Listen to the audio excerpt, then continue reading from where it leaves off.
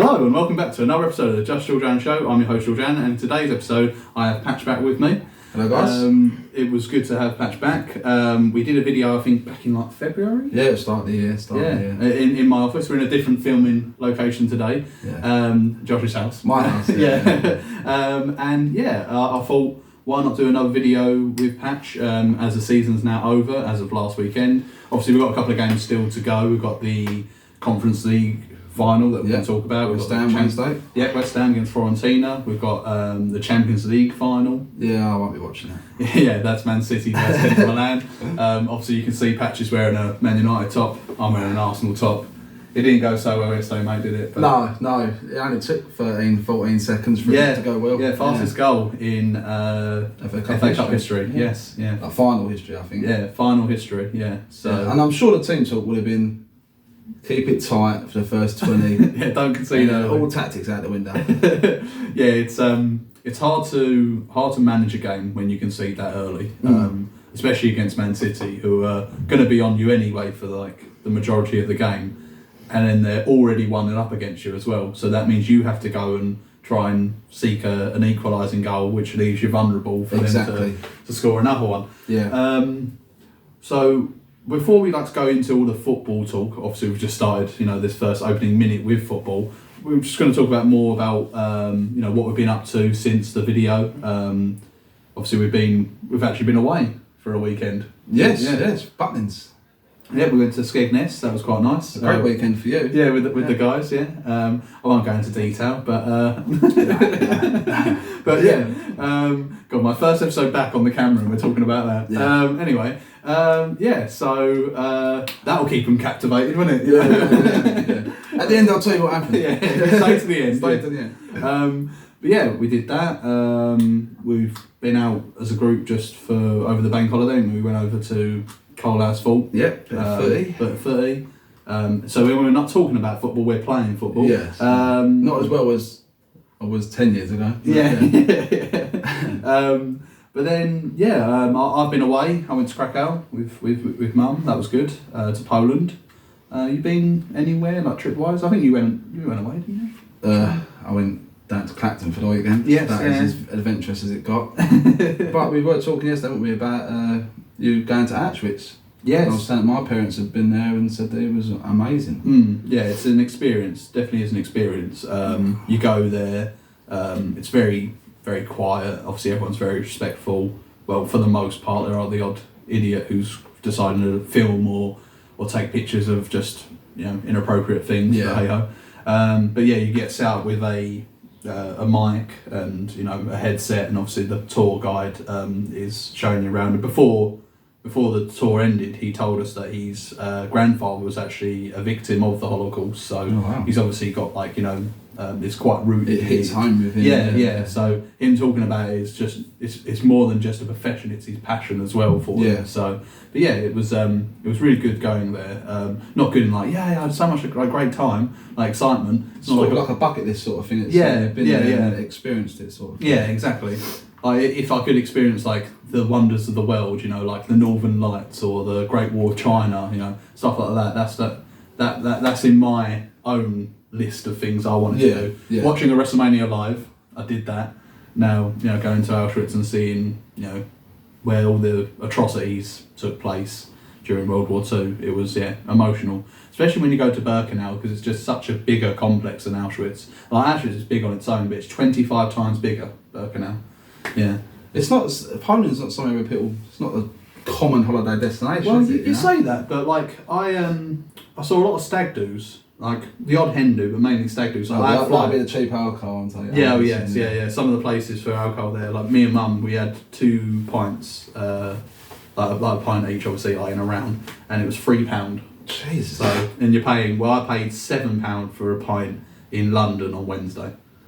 £7 for a pint. Yep. Money. Speaking of money, Man City won the Premier League, as you can tell in my voice there. Arsenal did have the chance, didn't they, to do it? They crumbled as I predicted. I never thought, I don't think, quote me if I'm wrong, but I don't think in the video we did first of all I ever stated Arsenal were going to win the league. You've been very pessimistic about the whole title charge. Mm. But I was in the same thing with what Gary Neville said, that Man City are just a machine Yeah. when it comes to the final leg. Yeah. And yeah, they proved it again. They went on so many consecutive win streaks. It's the horse in the race, isn't it? That's like just kind of like just going easy in the first couple of like, you know, lengths or whatever you want to call it in horse racing, and then right at the end, just kick starts. You know, it's like in Fast and Furious it's like in Fast and Furious when Dominic Toretto's in a race. And he's like, oh, you've put your nitrous on too early. You know what I mean? Like, too early, Jim, yeah. So I've been to cinema a couple of times as well since video. I've not seen the new Fast and Furious. Yeah, Fast and Furious 10. Spoil it. No, it's really good though. Because I wasn't really happy with 9. I didn't really like Fast and Furious 9, but 10 has really like to put it back up for me. So yeah, they seem to be trying to push the boat out further of each one, didn't they? Yeah. I thought it was getting crazy when they was throwing the bank vault all around the place. Yeah, and that was Fast and Furious 5. They're in space. Yeah. Satellites of cars. Yeah. So, you know. Yeah. It's like, press the button, we can find that person. Yeah. It's like, oh, okay. That takes all the fun out of it. What I like about it is the fact that Ludacris started off as just organising races in the street, and now he's able to like and car hack parts. into the Pentagon and stuff car like parts and stuff like that. Yeah, He did do an ATM, didn't he? He just throws all the money out, didn't it? That's really cool. But no, I went to the cinema to watch that, and what else did I watch? Oh, I can't remember off the top of my head. Oh, Return of the Jedi, Star Wars. It's the 40th anniversary this year of Return of the Jedi. It came out in 1983. You know, quick maths there. Before our time. Yeah, before our time. Yeah. My first one was Attack of the Clones. I went and see in cinema. You probably did. You see? I think the first one I saw was episode 1. Yeah, Phantom Menace. Yeah. That was 99. So yeah, because I would only been like 3, so can't really take in a movie at the age of 3. No.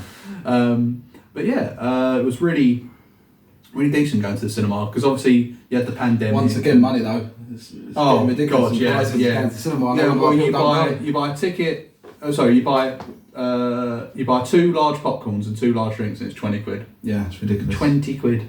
You can go out for like a 3-course meal at some places for that, can't you? With a spoon. Yeah. You can go for 3 plates for a tenner. And you can have a roll around as well. Well, and the drink prices are cheaper as well, so and spoons, but don't really get much of. If you want alcohol and a 3-course meal at 8 o'clock in the morning. Yeah, exactly. Yeah. So it was good going there. We're going to be going again, I think, for the new Flash movie. Yes. Yeah, what happened to that guy? There was a thing going around about that guy. He was like, oh, the lead actor. He done something, didn't he? Oh, he was in trouble. Yeah, he was in trouble. Don't know. Let me know in the comments if anyone let us know about that. He's got a unusual name, isn't he? Right. I can't think what it is. To be fair, I've seen the trailers and I was like, oh. I don't know if he assaulted someone or something. Oh, it's all speculation. I don't know. But no, I've not really watched most of the DC movies. Like I've not watched like the Snyder verse, you know, whatever it is. Oh, the Zack Snyder cut of Justice League. That's brilliant, by the way. Justice League, Justice League. I haven't watched. This is terrible. I haven't watched like the first Superman, like Man of Steel with. They're good. No, I don't mean the Christopher Reeves one. I mean like Henry Cavill. He's ones. I'm definitely more of a Marvel fan, but I love Batman. Yeah, Batman is the Christian Bale Batmans were brilliant. Yeah, well, I've had this discussion with my brother. I feel like my favourite Batman is Keaton, but then I feel like the best like direction. He's coming back. And the best, for the Flash. Yeah, that's probably our main reason for going to watch it. The Flash movie is because Michael Keaton's back. But yeah, it's one of them like I liked Bale's performance, but I didn't think like. Because if you took Bale out of that movie, it doesn't make the movie any like it wouldn't make it really like worse. Per se. Like, I think like the Dark Knight was Heath Ledger. Yeah, that movie is Heath Ledger. Yeah. It's in my top 10 movies of all time. I'm talking about Heath Ledger. I've seen so many things on TikTok and stuff like that about what he did to prep for that role. Like, I think he locked himself away in like a motel. Yeah, he had like a doodle book. Yeah, and he had a. I think there was his makeup, like his prosthetics or whatever it was on his face. Oh, for the scars. He had to keep licking his lips to keep it on his face. That's why he does that in the and movie. He created that as a tick sort of thing for that character.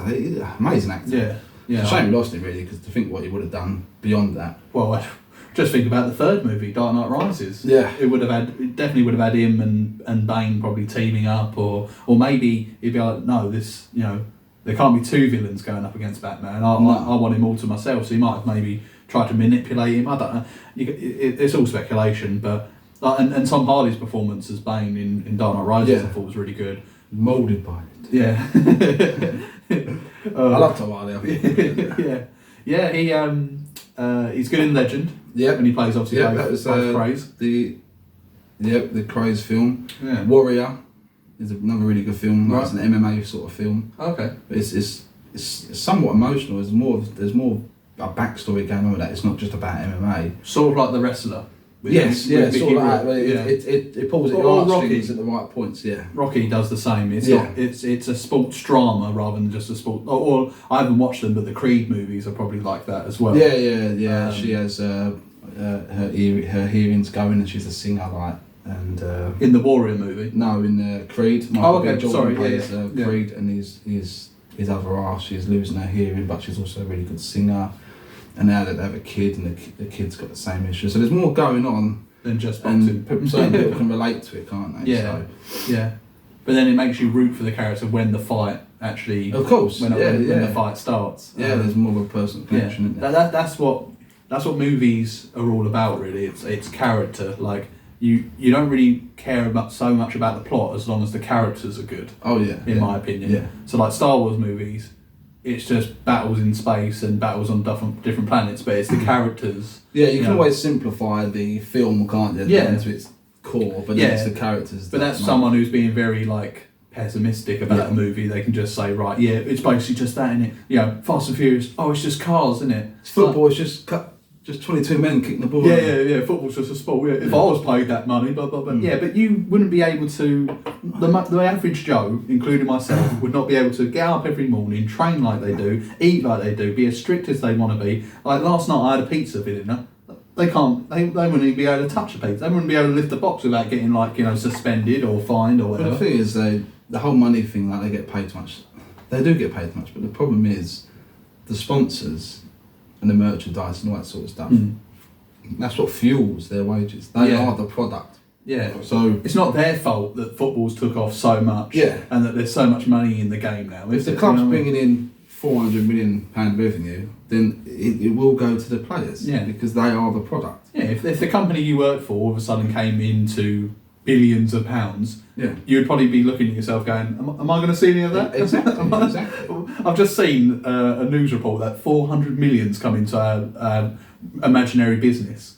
There's only 20 staff members. Are any of us seeing any of this? Exactly. Of course, you're going to get paid more because it's making more money. Yeah, definitely. Going back to movies, what would you say, maybe not your favourite movie, but what you think the best movie you've seen? So it's not necessarily your favourite, but you go, right, that was class. I've seen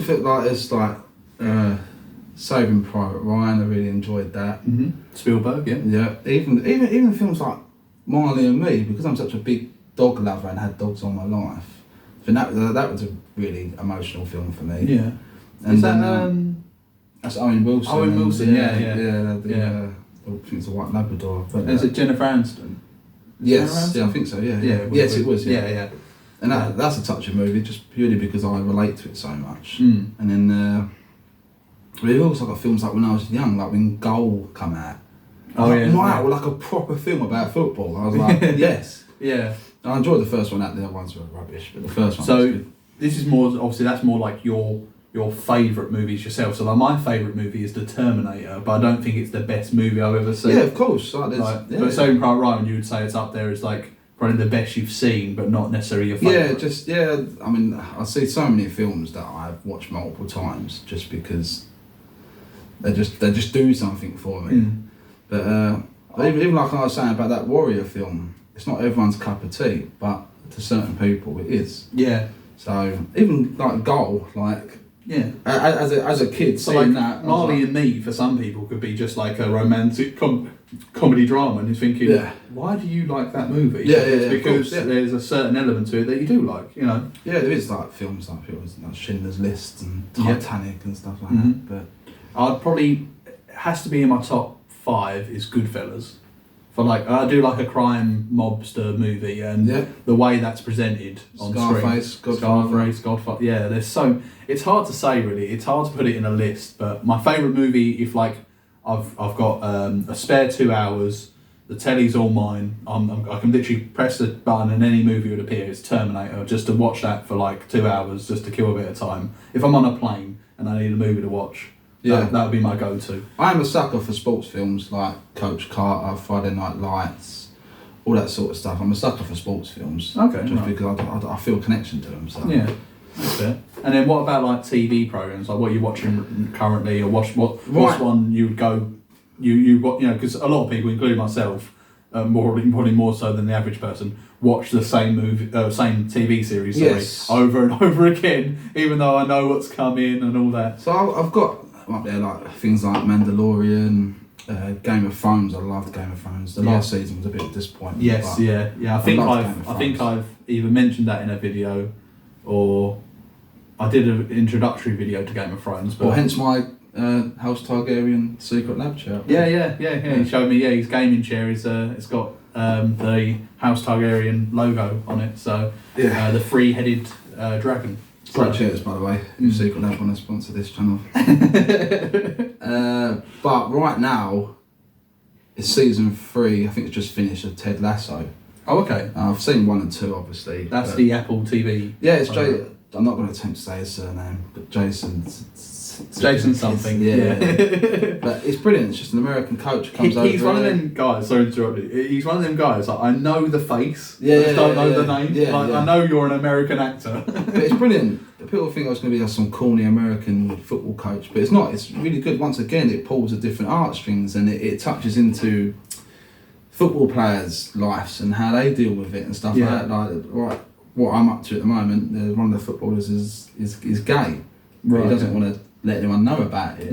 Well, there is a stigma about it. Exactly. Well, there was. Like, there's less so now because obviously, the more and more people that come out as gay, they get more and more support, and there's less of a stigma about it. So, it's. But what I like about seeing it portrayed on screen. Yeah, like there's the owner of the club. She wants to have children, but she's at a certain age now where it becomes very difficult, and I think she just found out that she can't.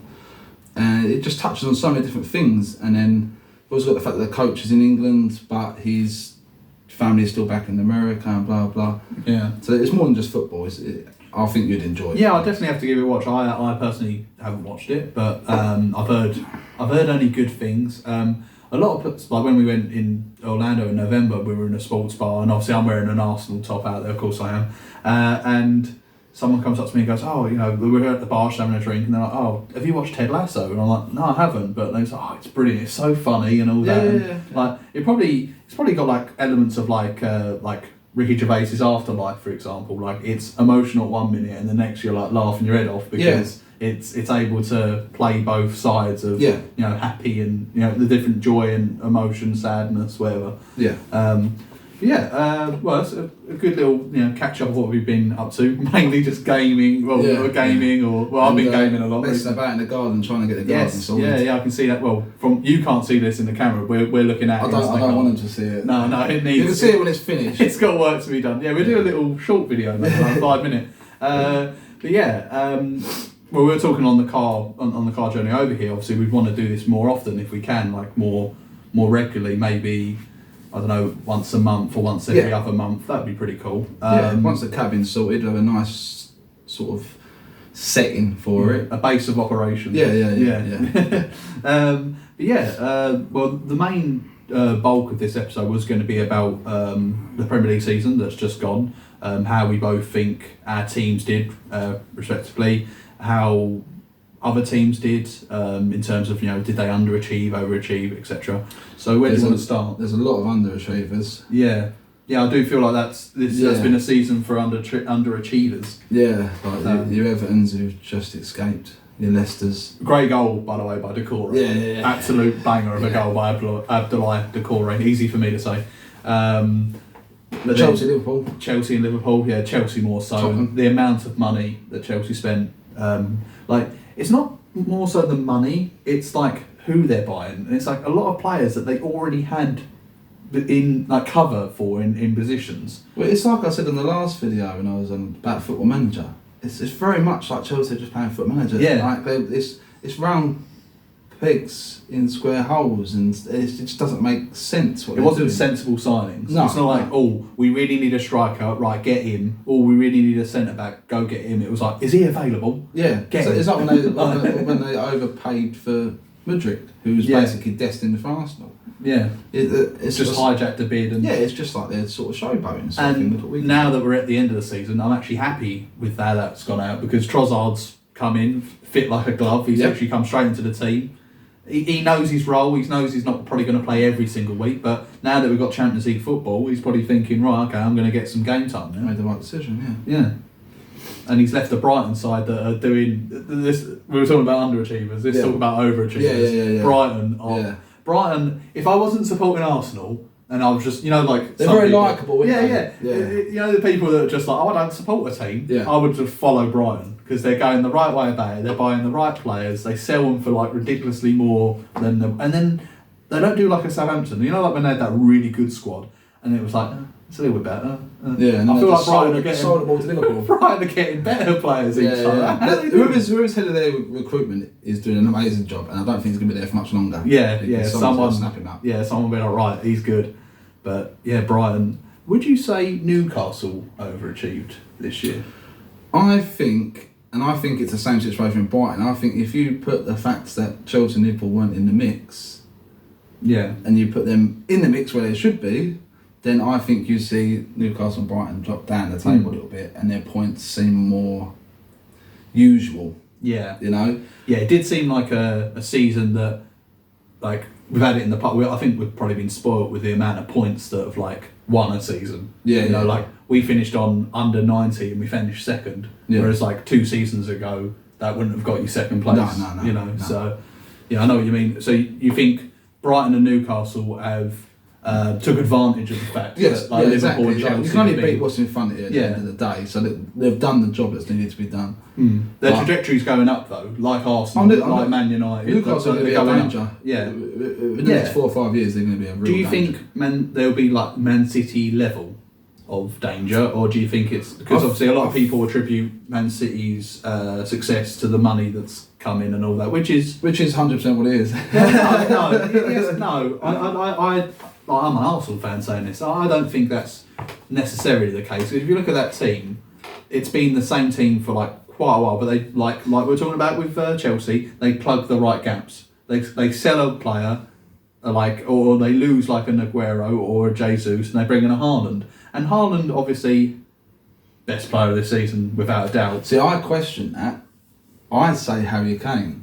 Because for Harry Kane to get 30 goals in that Tottenham team, I think it's a bigger achievement than Haaland getting. Speaking of underachievers, Tottenham have got to be in the underachievers list. Like, this could have been a season for them, like Newcastle and Brighton. Well, to be fair, it felt really weird this season. Like, I felt it was like Arsenal and Man City, 100% of the top 2. Yeah. And then there was 2 places up for grabs. And a lot of teams were up there. Man United kept flirting with it. Yeah, Man United, Newcastle, Liverpool, Brighton, Tottenham, Brentford, Fulham at one stage. I think if Villa got Unai Emery, and had him at the start of the season, I think Villa could be looking at a different situation right now. Well, no, you say that they've got the Conference League football. I just feel like Villa would be like really knocking on the door of top 4 if Unai Emery was there. I mean, he's proven he's a winner. Yeah. I don't think he was given enough time at Arsenal. No, same here. I thought the treatment of him at Arsenal wasn't right, really. His win percentage was pretty good as well, wasn't it? If you actually look at how much time we gave Arteta, we've given Arteta, if you would have gave that to Emery, would it have been a different story? You don't know. It's all hearsay. Yeah, it's proven that he's a good manager. Yeah, he's proven. Yeah, Seville, obviously, when he was Seville manager. Was he Valencia manager as well? Or am I getting confused? Villarreal, wasn't it? Was it Villarreal? I think it was Villarreal. I completely got that messed up. Yeah, he's won a few Europa leagues. That's yeah, I know. Yeah, because he came to us off the back of winning like a couple. I think because he knocked us out as Villarreal manager in that ridiculous penalty shootout that went to like. Oh God, yeah, the one that went on and on. And I knew as soon as De Gea stepped up. That was after he'd been at Arsenal, wasn't it? Yes, he left it. Yeah. After so, but I think when he joined Arsenal, like from wherever I can't remember where he came from. Apologies. Might have been PSG. don't know. I know he was at PSG at one point. Everyone's been at PSG. Yeah. Pochettino. They get 9 months and they're gone. Now at Chelsea. So overall with the season, who would you say is the biggest overachiever and who's the biggest? I think the underachievers are quite easy to say. I think overachiever, I think, is up there between like Brighton and even you guys. Yeah. Because I don't think many Arsenal fans would have sat there at the start of the season and we'll be battling for the top. No, I think when we did the first episode, we were top of the table then, and like if you would have told me even in February, if you told me, well, it's past tense. Just underline that. Got to use the right words. So we were in first place, but then if you would have even said to me then, "Oh George, you're going to be in first place in February," back in say August, I would have been like, we're fighting for top 4. If someone turned around to Arsenal fans and said you'll be top of the league for 93% of the season, I'll be happy with that. They would not have been. So I think them and Brighton. I think Ten Hag has done a great job with United, and I think they're only going up. Well, he's not had that much time if you think about it. He had all the Cristiano Ronaldo scenario. They do a lot of stuff. Yeah, like we spoke about that last time, didn't we? About the Ronaldo. Who was playing for a couple of months, I think it was. We were playing every 3 days. With the same problem I think you guys have got, and that's squad depth. Yeah. Well, I think I mentioned it yesterday when we were watching the cup final together. Like you look at their bench and then you look at yours. There's no comparison at all. It's ridiculous. Like we're bringing on an 18-year-old Garnacho or 18-19. And they got Julian Alvarez. Yeah, they got or Mahrez. Phil Foden. Yeah, it's just. I don't think Mahrez even came on yesterday. He didn't have to. I mean, did you hear about Gundogan and Kevin De Bruyne? They didn't even get a medal. Really? Because they didn't play enough games. No, the FA didn't bring enough medals. Oh. So that's how big City's squad is. They didn't have enough medals. Or how poor the organisation of the Football Association is. Yeah. That he is not happy with the FA. I'm okay with the FA if they're offering any jobs. I don't know, I don't know. Maybe it wasn't their, decision on how many medals to bring. Who knows? Or they got loads of staff. Either or. Yeah. Some of the staff got medals, and then instead it was like, oh, what about me, boss? Well, they're more fixated on the Champions League medal they're about to get. Yeah, they haven't actually got a captain, so to speak, have they? I think it's like saying like, didn't I hear saying about like it's decided on a group chat or something like. Or there's something like that. I think multiple captains. Gundogan's captain, and then you get Kevin De Bruyne's captain, and I'm sure people like Rodri have been captain. It's very, very like more modern day football. You wouldn't have that back. You wouldn't have Vieira or I think the Keane. I think the age of captains is dying. Yeah, like your John Terry's, your Puyols, like the Villages. The two I just mentioned there. Yeah. I think the age of. I think it's more of a lead by example captain now, like Harry Kane is more a lead by example. Like, I think Bruno Fernandes is still a bit of the old ilk. Yeah, like the come on lads, and get in the get the ball to me. Come on, we can do this. I love Bruno Fernandes. Everyone else hates him, but it's one of them players. If he plays for you, you love him. If he doesn't, you hate him. True. He's a Diego Costa sort of situation. Yeah, Romero for Tottenham. I think I might have mentioned that in the last episode. Like, I don't like the player, but if he was in my team, I'd go, he's a bit of a bit tough. He puts his foot in on challenges. He doesn't pussy out of it. So that's this season. What about next season? What do you think in terms of, obviously, we can look at both our teams in a bit more depth. Who would you say in your team? Like, if you had to say 3 that you've got to sell, right, that won't take long. And then maybe, if you're selling them, who are you bringing in to replace them, or to replace them on the bench or on the starting 11? Yeah, like things that are like likely to happen. I'm not gonna be like, we're gonna get Mbappe. And Yeah. You got to go with realistic signings. First out the door is Harry Maguire. Closely following him, Scott McTominay. I just don't think neither of them cut it. They're Premier League players, no doubt about that, but I don't think they cut it. Yeah, they're not going to elevate you to the next stage. No, I take McTominay as a squad player, but no, we need to improve the first 11 and then there's competition. Right, yeah. So, and then I'd even say Martial. I loved Martial when we first signed him, but hot prospect from Monaco. Too injury prone. Yeah. I mean, Monaco put a clause on his contract that if he wins the Ballon d'Or, I'd have to give him a load of money and stuff like that. That's how highly rated. Yeah, he was a hot prospect, but he's too injury prone. The guy's made of glass. I like him, but he's made of glass. So they're my three that will go. So that's every position. That's a midfielder, a defender, and a striker. Yeah. Our spine needs to be improved, definitely. Them transitions through the thirds need to be better. Okay. And if I was going to throw a fourth in, it'd be De Gea. Need a modern day. Right, I was literally just about to mention that. We need a modern day. A lot of sticks being put on him, especially from yesterday. You know, if you put De Gea in the 90s, 80s, amazing. Yeah. But the game's moved on. With the transitions now in football. Yeah. It's not hoof it up the pitch and then just hope that your big Find centre forward gets rid on it. Yeah. So he'd be my fourth to go. Bringing in, when Harry Kane. Get Harry Kane or Osman. Just get either Victor or. Osman. Yeah. From just get either Napoli. or. I think I might have mentioned him in the previous video. I think so. And then maybe even sign that Ferguson from Brighton. Right. And get him ready to step up. Okay. How old is he though? He's only like 18, 19. Yeah, but you got to have him in the line. You got to have some young players ready to go. Make that step. So who's like your three young prospects, like Garnacho, Pellistri. Are any of them in defensive or no? All attacking. Yeah. A lot of our defensive prospects go out on loan. To be honest. Because you got that. You got Varane and Martinez. Is that your two centre backs? Yeah, and I think Lindelof is good enough to step in. You've got Luke Shaw. I'll definitely keep Lindelof. Luke Shaw can step into centre back. Yeah. We didn't have a centre back. I'd say go get Ewan Timber. He's young. Okay, right, yeah. He's worked with Ajax, Ten Hag. PSV. Yeah, he worked with Ten Hag, and Ten Hag's signing seems to be bullseye every time.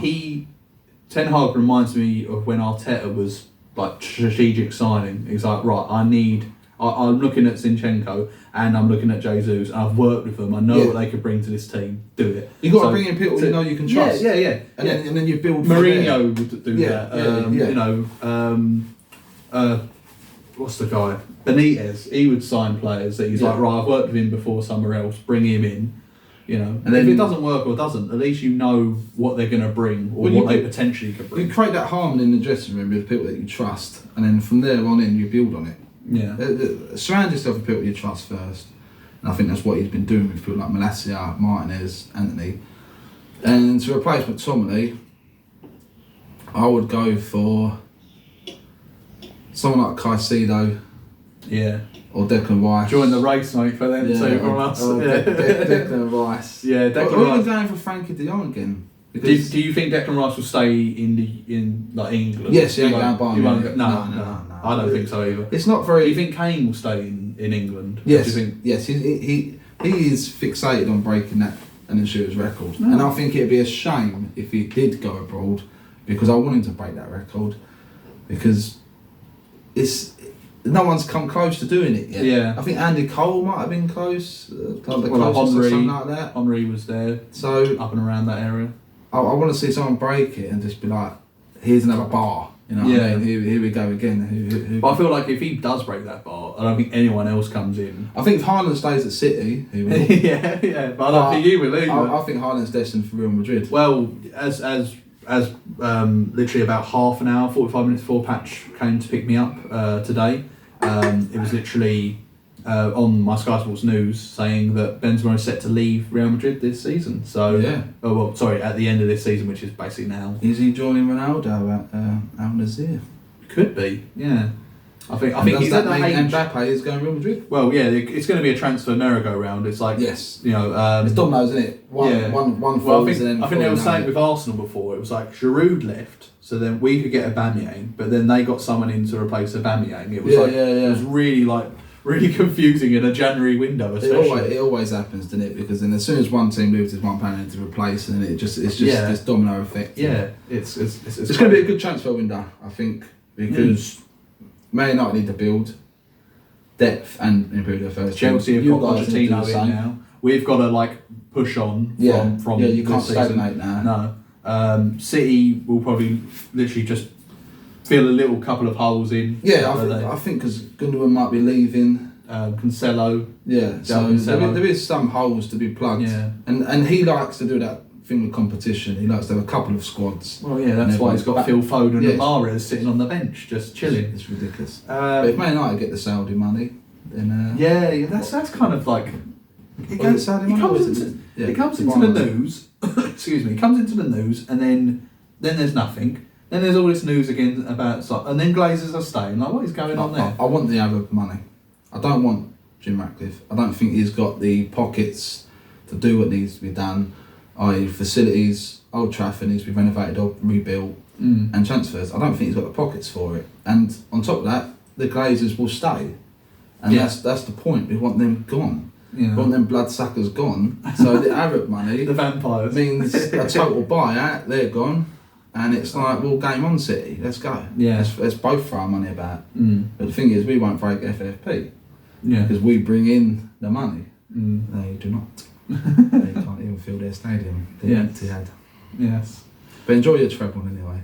Yeah, well, it hasn't happened yet. Yeah. So your prediction for Champions League is literally... Oh, yeah. The only way they weren't winning the treble is if we beat them yesterday. Right. So Inter Milan haven't got a... No. City are going to... I wouldn't be surprised if that becomes 3-4-0, maybe even more, I feel. You heard it here first. Because they've got a nice long break now. Pep's come out and said he's giving them the weekend off, a couple of days off.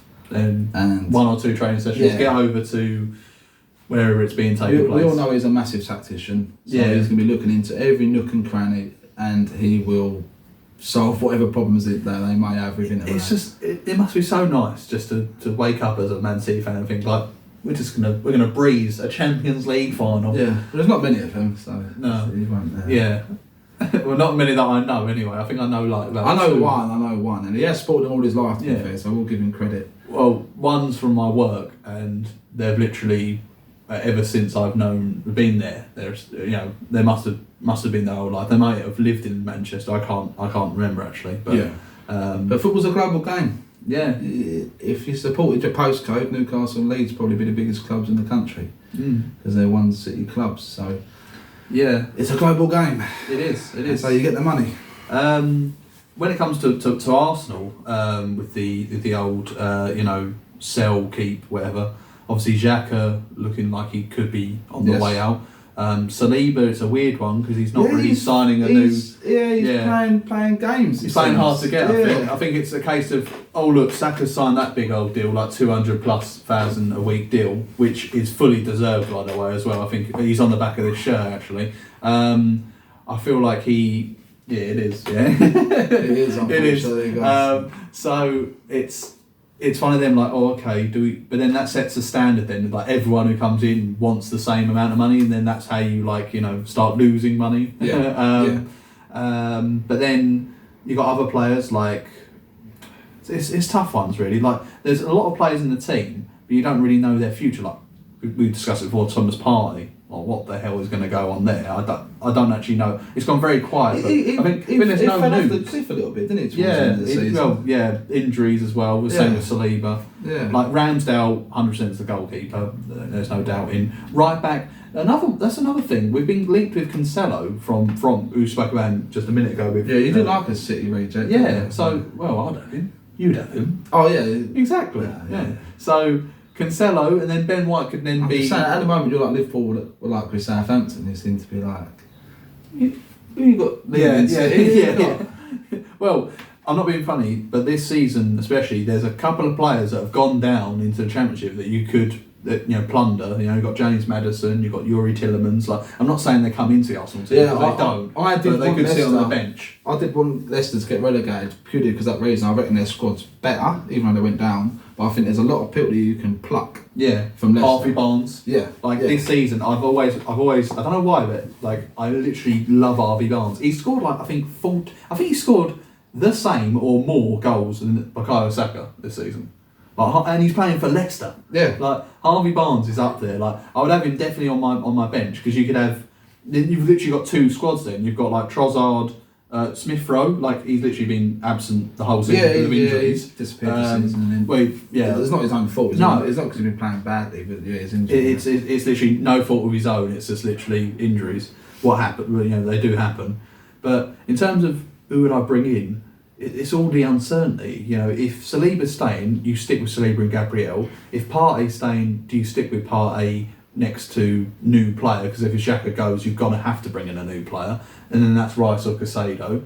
if Partey does go, then you need another centre. Do you get both of them in? But you're going to be paying a lot of money for both of them players. A question for you is: are you confident that Nketiah can step up the way he did this season?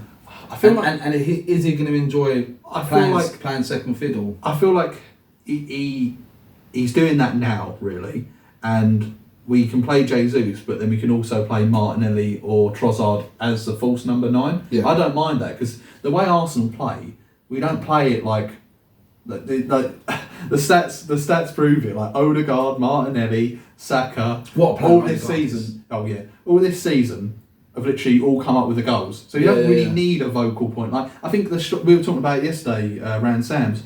The 2 striker up front is dead.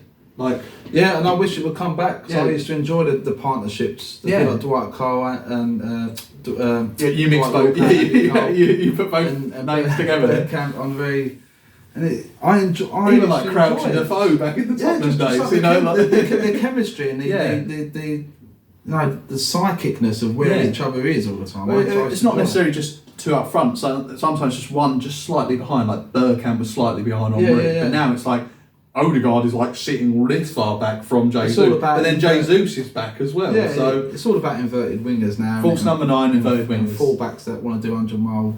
That's why I like a striker like a big striker like Haaland, because it's like, right, go and pick him out. You just put a ball up there and see if he can touch it down and hit it. Yeah. That's why I can't dislike Haaland. There's nothing to dislike. I do. I should have come to United. Exactly. Years ago. Bitter. Being bitter and being disliking someone is 2 different things. Yeah, but they easily become one. Over time. It depends on what he costs you. Like over time, But yeah, it's hard to say like, oh, if you could sign anyone, even unrealistically, who would you bring in right now to Arsenal? I like Vinicius Junior, but then I think like it's hard to, like Mbappe, but like you get into like stupid territory, don't you? That he's never gonna come to our team. Football manager territory. Yeah. So that's who we think to get rid of, or like with Arsenal, there's no one really I would get rid of, so to speak. I think there will be people that will leave, like Kieran Tierney will leave, Xhaka will leave. Yeah. Saliba will hopefully sign a new deal and stay. But then you've got players like Nketiah that could go. But then, what do you think in terms of how? So without any transfers so far, or like maybe with a couple of the ones we thought might happen, will happen. Likely, where do you think the table ends up? Like at the top, if I think about my 1 to 6, and then you do your 1 to 6, and if we do 1 to 7, that covers Conference League. Then. So if we do that, and we see if we come up with a similar sort of. Well, actually, I don't think it covers Conference League unless a team that's already up there wins the FA Cup and Carabao. But they probably will do. City will probably win one of them 2 trophies. Yeah, it becomes a bit more political then, doesn't it? Yeah, but we'll go 1 to 7 for now, because this season it ended 1 to 7. I'll start with 7, and I think I'm going to go with. I think Villa. I think Unai Emery They'll do it again. Going to be at the helm with his transfers and blah blah blah. I think then he can really just kick on, and the momentum will hopefully continue from this season. So who's missing out on the top 7 for you? Well, if I just go up, so six, I'm going to say Tottenham. So in them 2 Europa League spots, you think Tottenham, and then who else?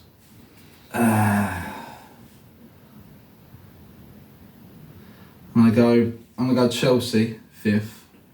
Okay. I just feel like Pochettino, he's got such a task on his hands with getting people out. Do you think that's overachieving or not an achievement at all? From where they finished this season to then finishing 5th the next season. I think this season was just an absolute write-off. With Chelsea, and it nearly was the same with Liverpool, but they managed to capture some form and get on a decent run. And I think they've got the. Did they get the Europa League spot in? Who Liverpool? Yeah, or did they miss? Yeah, they did. They finished 5th, didn't they? Oh, right, okay, right. Sorry, yeah, I'm trying to figure the table. Enjoy Thursday night football, Liverpool fans. You roll for nights. Yeah. I'll be listening to the champ. Yeah, same here. Yeah, that's one thing we can agree. Yeah, I'm going to go 4th. Well, you could do like just second, who you think third and fourth are, because they both get the same. Who you think's getting the Champions League spots? Yeah, so then the news challenging City, because it's basically going to be City, isn't it? So people can keep up with where I am. So I'm going to go fourth, Arsenal. Okay.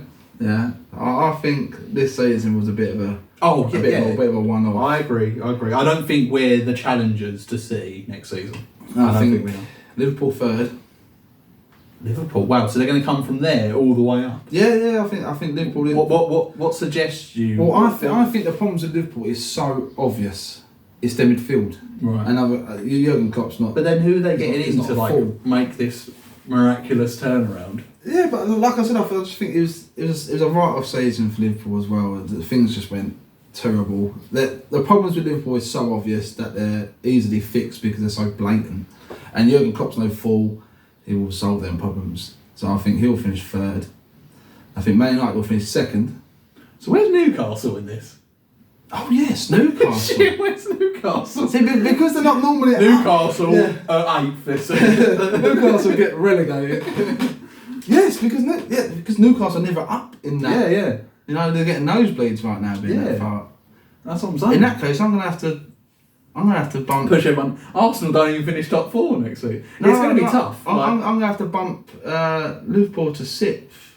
Wow, so they've gone from 3rd to 6th. Yes. I think the reason why people like Brighton and Newcastle were finished where they were is because of the downfall of Liverpool and Chelsea. I think if they have a normal season, then to me, I don't think if I look at the start of the season, there might be a Tottenham, a Chelsea, or a Liverpool that might finish out of the top 6. Yeah. But I feel like Brighton and that won't be as up there, because I think you can't. Chelsea can't have two seasons on the trot like no. this season. Chelsea have done that before, where they've just fallen off a cliff. Yeah, but then they'll go and win the Champions League or Europa League the next season. You're like, back to normal. So I'd have to put Newcastle in at 6th. Right. And then everyone gets sort of bumped down. So you think City will win the league? Yeah. Again? So I'll take Villa out of 7th. And then Newcastle 6th, and then it will go. Brighton will be 7th. Mm-hmm. Okay. And then I agree. United second. I agree. I think Brighton will be in that top 7 again. So I think Brighton 7th. City will win the league. I think Arsenal, Man United, and Newcastle. I think yet again it'll be the same 4 in the top 4. I think so. Yeah. Okay. I think Chelsea and Liverpool will take the 5th and 6th spot, and then like a Tottenham will finish like 8th. I know that sounds very pessimistic, but if you're a Tottenham fan right now, what have you got to like hold on to? Yeah, I think if they bring in that Celtic manager, I'm not being funny. If they get a new manager in, load of signings, the optimism's up, everyone's up for it, then it could be completely the other way around. But like Arsenal and Man United, their trajectory is only going up. Yeah. Newcastle's is only going up.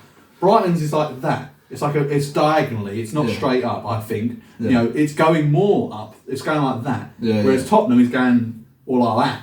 You know what I mean? Yeah. It's gone.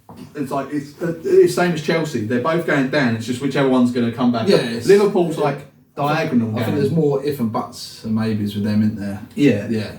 So I'll explain mine quick. So I reckon Arsenal are going to finish 4th purely because I think this is a one-off season. I don't think they've got the money, and I don't think they've got the squad depth. I agree. Because this year they're going to be in the Champions League. Yeah. And how do you think both of us who will go further in the Champions League? I think Man United will go further, but maybe like one round further. So we'll knock out of round 16. You'll go out in the quarters. Yeah, something like that. Yeah. And then I think Liverpool getting 3rd. I think that's because, like I said, Jurgen Klopp. The problem you can't see an Arsenal Man United final for the Champions League. Could you imagine that? I've literally just said that. Could you imagine?